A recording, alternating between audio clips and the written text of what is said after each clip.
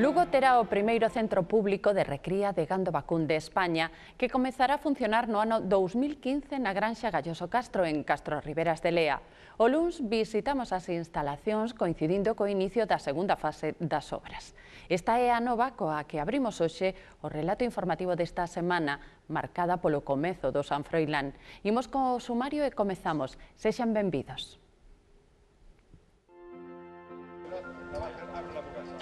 Comeza a recollida de sinaturas para que o Parlamento galego debata sobre os servicios pendentes no ULA. O obxectivo é superar as 15.000 firmas necesarias para presentar unha iniciativa legislativa popular. Chega a Lugo a mostra turística das cidades do Eixo Atlántico, Expocidades, para amosar a riqueza cultural e gastronómica da Eurorrexión Galicia, norte de Portugal.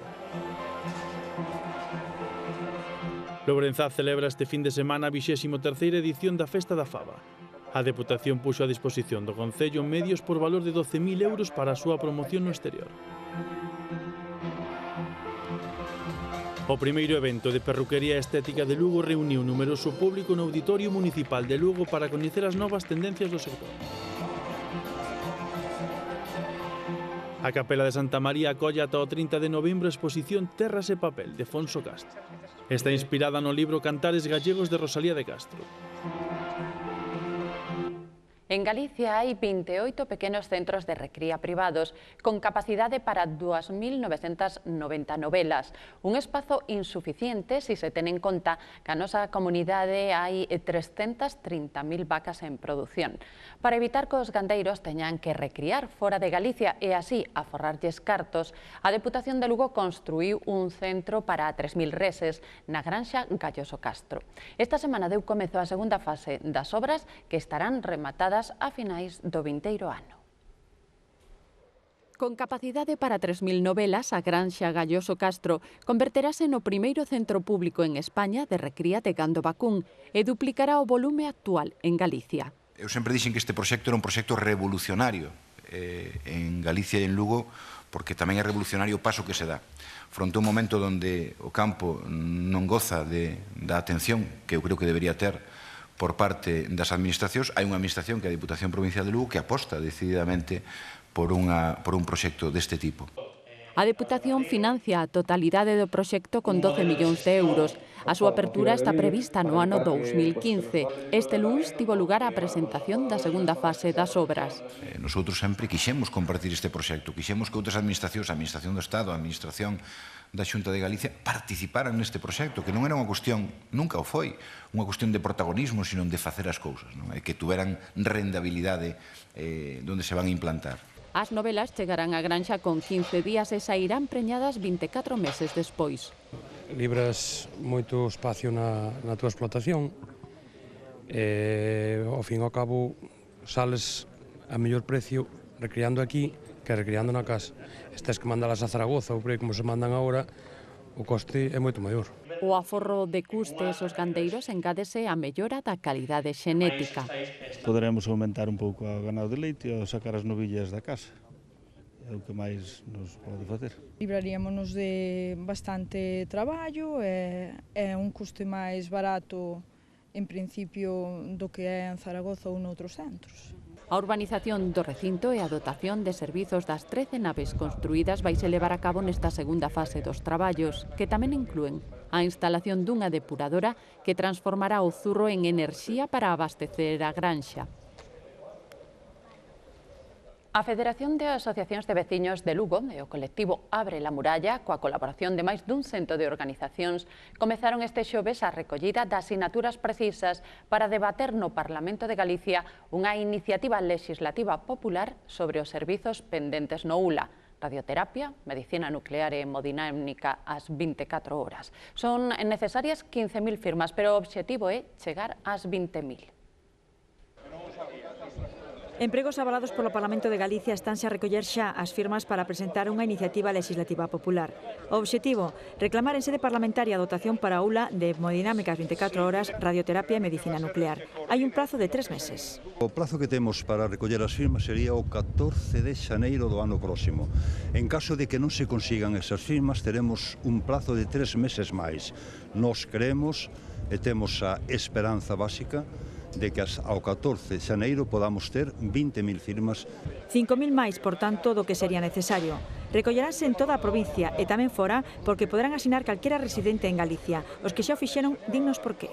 Non, é que non é o que está enfermo solo, é que lle afecta a familia que non se afecta a todos. Afecta ao enfermo, pero aos sanos tamén. É unha cosa de conciencia, non? Si nos tienen como última carta de la baraja, al menos mostrar disconformidad con lo que están haciendo con nosotros. Pienso que todo el mundo debe firmar. Nos afecta a todos por igual. Gente de Lugo e sin Lugo tamén. Debería estar aquí ya. Baixo lema temos 2.000 razóns para pedilo, demandarase para os lugueses os mesmos servicios que teñen o resto dos galegos. Porque Lugo non pode estar asociado a la ruta del cáncer, ya que más de 600 pacientes por año, más de 3.000 en los últimos 5 años, se han visto obligados a recibir terapia oncológica en la provincia de La Coruña. El centro que tenemos, el ULA, está especialmente preparado para tener ya estos servicios, incluso tiene los rótulos y tiene la infraestructura suficiente. Y por lo tanto, esto además es una promesa del presidente de la Xunta. Con respecto ao servizo de hemodinámica, os expertos apuntan como claramente insuficiente horario de 8 a 3 da unidade prevista polo Sergas. As estatísticas apuntan que máis de 2/3 partes dos procesos coronarios agudos teñen lugar fora do horario de oficina. Pero o problema vai máis aló. Unha persona de Taboada, unha persona de Río Torto que ten un infarto ás 2:30 da tarde, que a onde o levas? É dicir, teria que ser trasladado porque evidentemente non chegaría en tempo a Lugo, a unidade estaría cerrada, habría que trasladalo. É dicir, eso unido a que se é unha unidade que funciona de 8 a 3, sábados, domingos e festivos e fiestas de guardar, valga la expresión, tampouco estaría operativa. E no caso de que un paciente infartado chegue a 7 da mañá... A ver, que facemos? Esperamos que abra a unidade hasta as 8, é dicir, temos aí un señor esperando con infartado. É dicir, hai que pensar que en cardioloxía intervencionista, pois os minutos son vida, non? E hai que pensar de que se un paciente con un infarto agudo de miocardio sobrepasa os 120 minutos desde o momento que tuvo a clínica, a probabilidade de mortalidade no próximo ano é o doble. En concreto, sube dun 6 a un 12% de probabilidades. E o custo en vidas e en calidade de vida dos pacientes sumase o maior gasto económico. Canto custa manter operativa unha unidade de hemodinámicas 24 horas? O coste está cifrado en torno a 140, 150.000 euros ano. Pero é que os traslados de Lugo, os traslados a hemodinámica de Coruña ou de Santiago, o coste anual estimado é 500.000 euros. No caso de acadar as firmas necesarias, surxirán para que se debate este asunto o máis axiña posible. Comezou o San Froilán e, como é tradicional, milleiros de persoas achéganse á cidade amurallada para comer o polvo e desfrutar das festas patronais de Lugo. Os que veñan esta fin de semana poderán ademais visitar Expocidades, o maior escaparate do potencial turístico das cidades que integran o eixo atlántico. 7 millóns de persoas formamos a Eurorrexión do Eixe Atlántico, unha zoa composta por 34 concellos galegos e portugueses cunha enorme potencialidade no turismo de proximidade. Estes días, Lugo convértese no punto de encontro da riqueza etnogastronómica de Galicia e do norte de Portugal, dúas rexións que teñen moito en común. Pertenecemos a dous estados sin problema ningún, uns somos portugueses, outros somos españoles e non temos ningún problema neso, pero que conseguimos recuperar aquilo que nos une e sobre a argamasa da cultura e sobre a argamasa da construción da Europa social, construímos unha Eurorrexión con personalidade propia que o que fai é xerar masa crítica. 7 millóns de habitantes e a masa crítica necesaria e suficiente para convertiros na terceira área urbana da Península Ibérica e estamos entre as 7 principales áreas urbanas de Europa. A feira celébrase no aparcamento do edificio administrativo do Concello, onde están instalados 27 stands que representan 17 concellos de Galicia e 10 do norte de Portugal. Coñecer os sitios culturais, os sitios turísticos, a gastronomía, os produtos de artesanía, é dicir, moitas cousas que temos en común que son descoñecidas para uns e para outros, como por exemplo pode ser o viño, como pode ser o aceite, como pode ser outro tipo de cousas. É importante para o turismo, para nós, assim como para todos os stands, que toda a gente para o Eixo Atlântico visite todo o território do Eixo Atlântico. E há tanta coisa para ver e tanta coisa diferente, acabamos por ser únicos em matéria de turismo, e o turismo que é tão transversal, e por isso daí a importância de estarmos aqui nesta feira. Turismo de interior, costeiro, gastronómico. En Expo Cidades está representada toda a oferta de ocio que se pode gozar nos concellos que compoñen o eixo atlántico.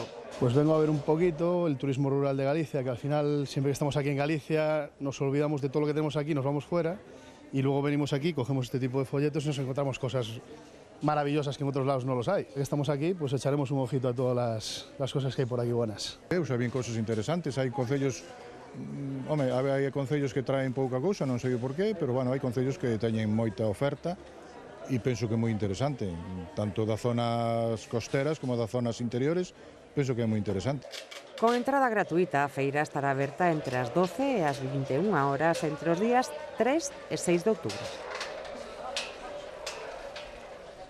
O comercio de Lugo estivo a noite do xoves de festa, coa cuarta edición da Noite Aberta, na que participaron máis de 70 establecementos. A Fundación TIC colaborou un ano máis con esta iniciativa, co fin de apoiar a este sector, pero además serviu de práctica os alumnos da Escola de Imaxe Son, que foron os encargados de gravar o evento. Un desfile ca moda dunha treintena de establecementos foi antesala da Noite Aberta. Unha ocasión inmellorable para dar a coñecer ao público que se congregou na Praza Maior unha pequena mostra do que ofrece o comercio de Lugo.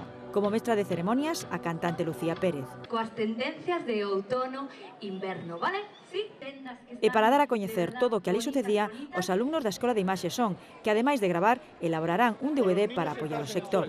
Pero o ambiente continuou pola noite nas rúas do centro de Lugo. Unha alfombra vermella daba a benvida nos establecementos participantes.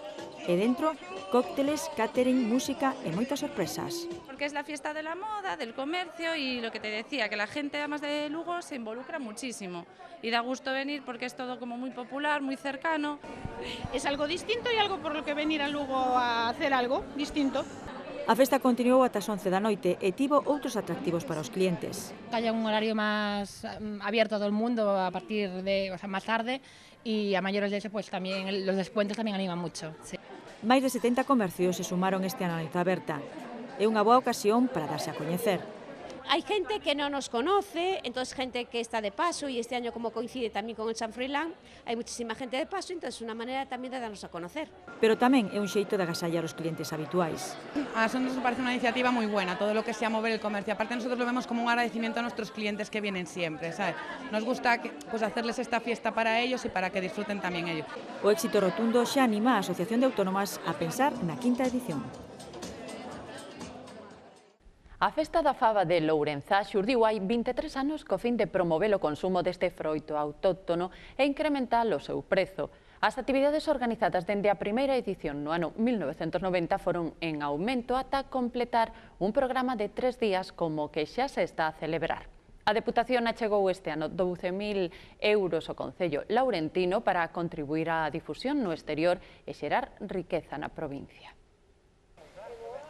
A Festa da Faba leva 23 anos celebrándose coa mesma finalidade. A festa, considerada o evento máis importante do ano no noso concello, homenaxea e promociona a comercialización de faba como un produto de alta calidade, reunindo durante os días da celebración a produtores, compradores, tratantes e consumidores. A cita gastronómica asistirán 7 produtores da zona que pertencen á Indicación Xeográfica Protexida Faba de Lourenzá. Temos previsto crear unha cooperativa que vai favorecer moito o sector da faba. Trataríamos de comercializala os produtores por nosotros mesmos para buscarlle outras vías de venta. Co fin de acadar a máxima difusión no exterior, bolseiros e profesionais da TIC realizarán un vídeo documental sobre a Festa da Faba, que se emitirá en medios de comunicación galegos e nacionais e nas redes sociais. Aparte deso, aproveitando a cobertura da Fundación TIC, elaborarase un DVD divulgativo desta feira que servirá para futuras campañas promocionais ou para utilizar en todos aqueles eventos ou encontros nos que se queira promocionar a Faba de Lourenzá. As persoas que acudan á Festa da Faba o domingo, día 6, poderán participar nos xogos de Lugoteando. O programa lúdico medioambiental da Deputación levará a Lourenzá simuladores de surf, skate e outras actividades gratuitas.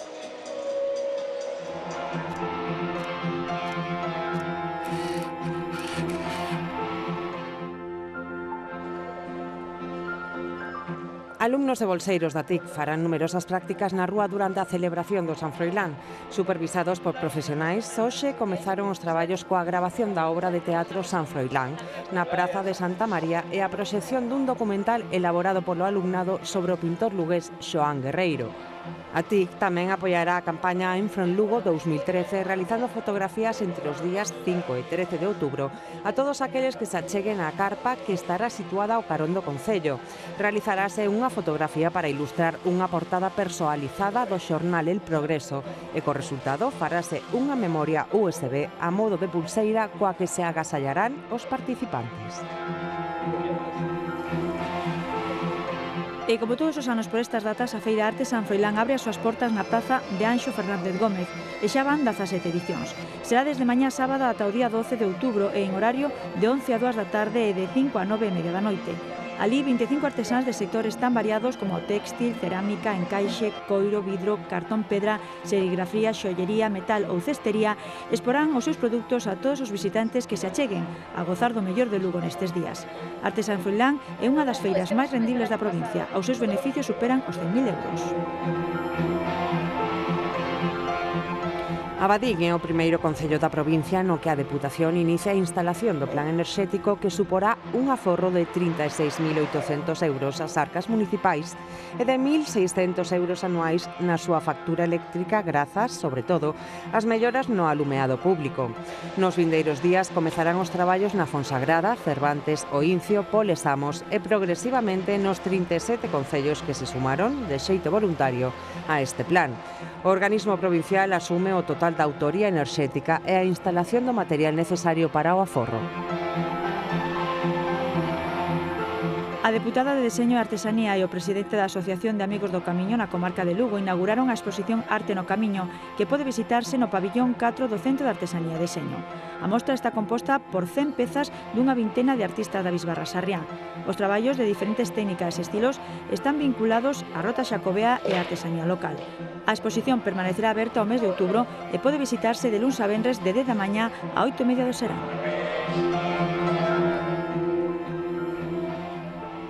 Pero non é esta a única exposición que organiza o Centro de Artesanía e Deseño de Lugo estes días. A Capela de Santa María acolle ata o 30 de novembro a mostra Terra e Papel do artista lucense Fonso Castro. Trátase dunha homenaxe aos libros e moi especialmente a cantares gallegos de Rosalía de Castro e súmase á oferta cultural da que poden gozar lucenses e visitantes durante este San Froilán.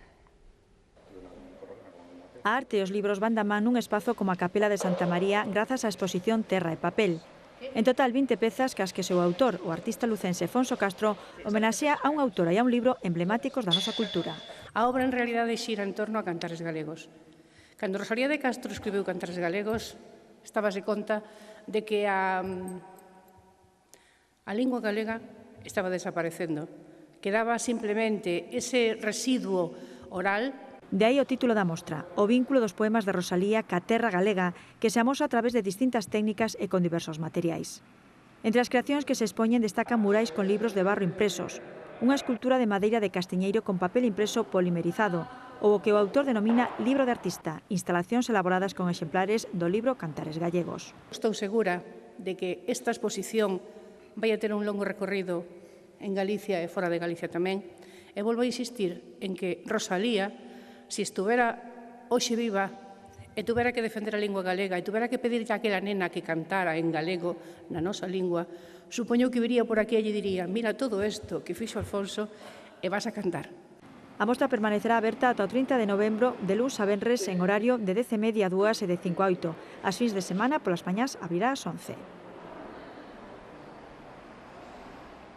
A Fundación Secretariado Xitano leva 30 anos traballando a prol da inserción social e laboral da comunidade xitana. A Delegación de Lugo atende a 1 milleiro de persoas que viven na cidade, as que dirixe programas formativos e de emprego coa chega do Concello. Dentro das iniciativas que desenvolve, hai unha que está a obter moi bons resultados, inspirada no televisivo concurso de talento Tú si que vales, en versión xitana Tú si que chanas. Así viven a música 4 estudantes de Lugo, e así que acadaron o primeiro premio do concurso Tú si que chanas. Él se llama Ignacio, tiene 11 años, yo soy Jairo el guitarrista y el de la voz, tengo 13 años, el José Manuel tiene 14 y este José Luis tiene 15. ¡Hola a todos!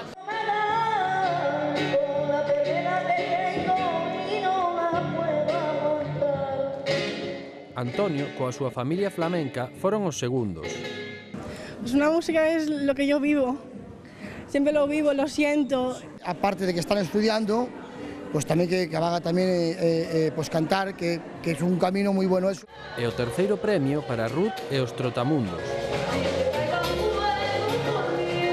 O certame de talentos procura a inserción da comunidade xitana. Los gitanos, la mayoría de nosotros, nos expresamos a través de la música, entonces yo creo que sí que es una iniciativa buena. Xa é segunda edición, isto podemos leválo a cabo gracias á colaboración e ao financiamento do programa Máis por Ti do Servicio de Prevención de Drogodependencias do Concello de Lugo. Entre o público atopamos exemplos de boa convivencia. Me siento muy integrado y aparte no es difícil porque es gente muy sana y es muy fácil la convivencia. Sí, igualmente, su familia es muy buena y siempre me han aceptado como uno más de la familia, siempre, su madre es como mi madre. Con o sin premio, no Tusi que Chanas arrasou o talento de todos os participantes.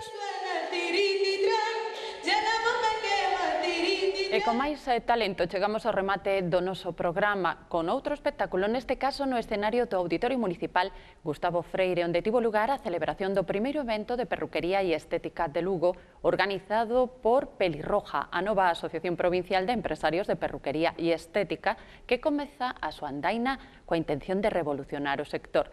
Despedímonos, que disfruten do San Froilán, nos volvemos a vindeira semana antes de que rematen as festas. Grazas por nos acompañar.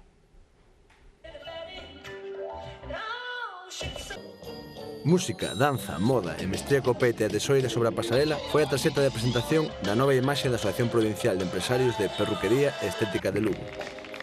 Intentar que se acercaran, intentar que rompan esos miedos que pueda haber dentro de este gremio y que se abran un poquito y decir, mira, vamos a ir todos en la misma dirección y vamos a intentar captar gente que confíe en nosotros y bueno, el objetivo principal fue ese. Unha excelente oportunidade para coñecer as novas tendencias no sector. Y estamos intentando apoyar a la profesión, tanto a clientes como no clientes, Lugo y provincia. Nos han pedido colaboración y dentro de nuestras posibilidades vamos a intentar hacer entre todos, lograr darle más prestigio a esta fantástica profesión. Un oficio en permanente evolución no que irrompen proxectos como Barberos 3.0. Se ha generado un soporte donde nos hemos unido cientos de peluqueros de toda España y generamos pues la evolución, como hoy por ejemplo en este espectáculo le hemos querido poner nombre, la evolución hacia la barbería del futuro. O espectáculo foi seguido por profesionais de todo o país. Llevaba muchos años en la misma línea y realmente necesitaba un cambio, porque yo creo que la peluquería es una cosa que se está revolucionando mucho. He venido a este evento a la invitación de la asociación, me parece un evento espectacular a nivel nacional, incluso podríamos decir que está a la altura de algunos niveles internacionales. Para contribuir á súa difusión contan co apoio da Fundación TIC.